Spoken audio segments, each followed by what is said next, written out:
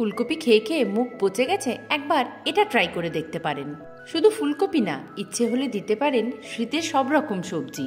আদা কাঁচা লঙ্কাটা শিলে বেটে নিতেই পারেন। আমার এই ছোট্ট হামানদিস্তাটা শুধু দেখানোর ছিল। শুকনো কড়াইয়ে এবার ধনে, জিরে, মেথি আর গোলমরিচ একটু টেলে নিলাম।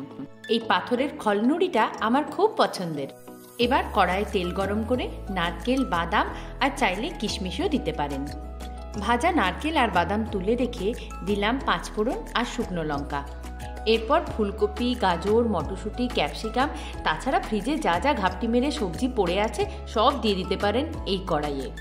এরপর স্বাদমতো নুন, হলুদ আর জিরে গুঁড়ো, ধনে গুঁড়ো আর যা যা মশলা ইচ্ছে হয় সব দিয়ে দিন। ও আদা লঙ্কা বাটা আর ভাজা মশলাটা দিতে ভুলবেন না যেন।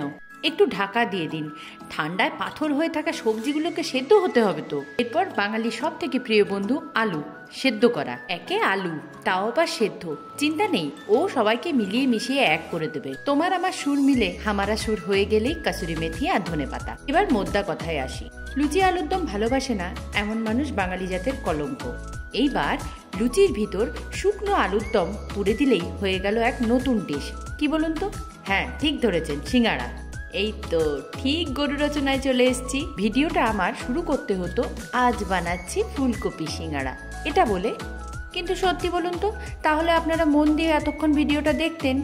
তাই একটু গল্প করে নিলাম আর কি। সিঙ্গাড়ার এই মোড়াটা কিন্তু খুব ইম্পর্টেন্ট, না হলে লুচি তরকারি আবার আলাদা হয়ে যেতে চাইবে। এরপর আর কি, আমার বকবক তো প্রায় শেষই হয়ে এলো আর সিঙ্গাড়াগুলোও তৈরি হয়ে গেছে। গরম তেলে ছেড়ে দিন আর লাল করে ভেজে তুলুন। তারপর 1 কাপ করে চা নিয়ে বসে পড়ি আড্ডা মারতে।